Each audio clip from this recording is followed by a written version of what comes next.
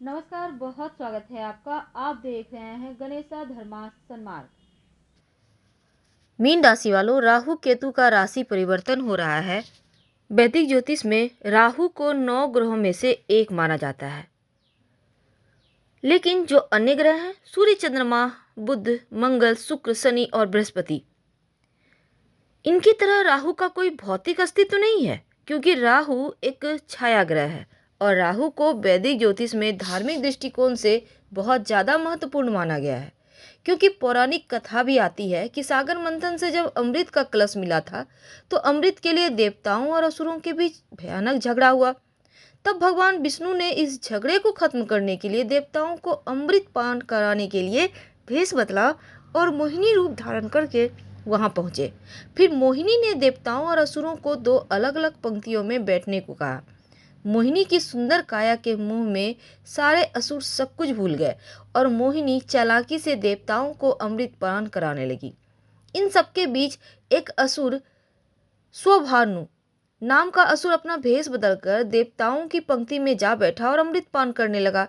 तब सूर्य और चंद्रमा को शंका हुई और उन्होंने यह बात भगवान विष्णु को बताई, जिससे क्रोधित होकर भगवान विष्णु ने अपना सुदर्शन चक्र उस असुर के सिर को धड़ से अलग कर दिया और बाद में उस बटे हुए 2 भागों में एक सिर के भाग को राहु और धड़ को केतु के नाम से जाना गया। अब जो राहु होते हैं वो भ्रम का ग्रह है। राहु धुंधली दृष्टि, झूठी उम्मीदें और अंधविश्वास लाता है जीवन में।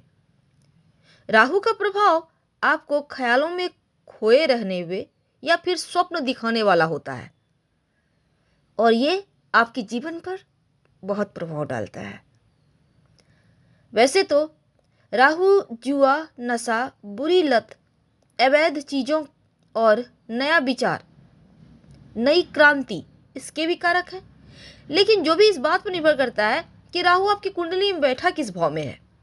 और यदि राहु आपके शुभ भाव में स्थित हो जाए तो सकारात्मक फल देता है, और अगर निगेटिव, नकारात्मक भाव में, अशुभ भाव में बैठ जाए तो जीवन में सिर्फ नकारात्मकता ही बढ़ता है। क्योंकि राहु का जो विस्तार है, राहु एक बहुत ज़्यादा ऊर्जावान ग्रह माना गया है। तो आपके जीवन पर राहु का इस परिवर्तन का क्या प्रभाव पड़ेगा, क्योंकि कुंडली के हर उस भाव के प्रभाव में वृद्धि करता है जहां ये बैठता है। तो वैदिक ज्योतिष में राहु एक प्रभावशाली ग्रह है जो किसी भी ग्रह के साथ युति करे या फिर दृष्टि में आ जाए तो उसके ही जैसा व्यवहार करने लगता है। साथ ही जिस भाव में रहता है उस भाव के स्वामी की तरह व्यवहार भी करता है।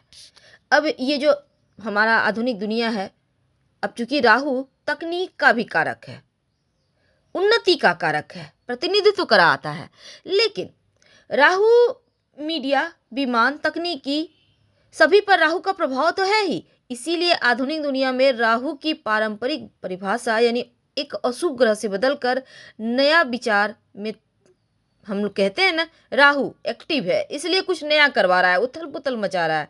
तो राहु के कुछ ऐसी जानकारी, लेकिन आज हम जानेंगे कि जो राहु ग्रह हैं सबसे धीमे गोचर करने, शनि के देव के बाद राहु ही चलते हैं और राहु का प्रभाव 1.5 साल तक एक राशि में रहता है।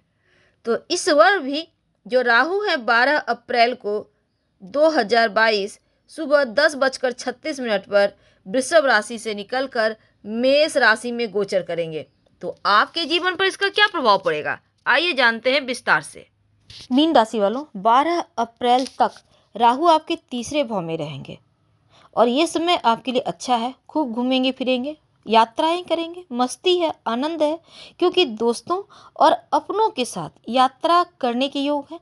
खासकर जो विद्यार्थी हैं उनके लिए ये समय बहुत अच्छा नहीं है, इसलिए आपको सीखने की गति आपकी धीमी है, क्योंकि मन चंचल हो रहा है, छोटी छोटी गलतियां करेंगी। लेकिन जैसे ही राहु परिवर्तन करेगा राशि, यानी राहु जैसे ही आपके धन भाव में आएगा, तब क्या होगा देखिए मीन वालों, इस समय आप राहु के परिवर्तन करने से जो शत्रु विरोधी हैं वो दबे रहेंगे। आर्थिक रूप से थोड़ी सी, लेकिन धन भाव में बैठकर अनिश्चितता का माहौल लाएगा, यानी अचानक से खर्चे बढ़ेंगे, पैसे आप बचा नहीं पाएंगे, वाणी में कड़वाहट आएगी और ऊंचे स्वर का प्रयोग आप वाणी का करने लगेंगे। यानी इस समय राहु कहता है कि आपके संबंध आपके माँ से गड़बड़ हो सकते हैं, इसलिए शब्दों का चयन जरा सोच समझ कर करें, तोल मोल कर बोलें। और शब्दों में कूटनीतिक भी रह सकते हैं, तो जरूरत पड़ने पर सच्चाई को छुपाने की कोशिश करेंगे।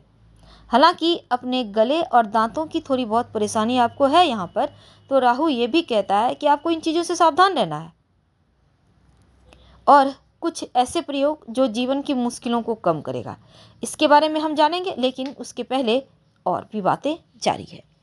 देखिए, राहु केतु का प्रभाव पारिवारिक सुख में थोड़ा सा कमी करता हुआ नजर आ रहा है शुरुआत में, लेकिन जैसे ही इनका परिवर्तन होगा तब आपको थोड़ा सा अपनों से संबंध बेहतर बनाए रखना होगा, क्योंकि कुंडली का जो दूसरा भाव होता है, जिसे हम धन का भाव कहते हैं, विचार का भाव कहते हैं, जो आपके संपत्ति और जो आपका प्रॉपर्टी है, जो आपके विचार हैं, उनके बारे में बहुत सारी चीज़ों के बारे में बताता है।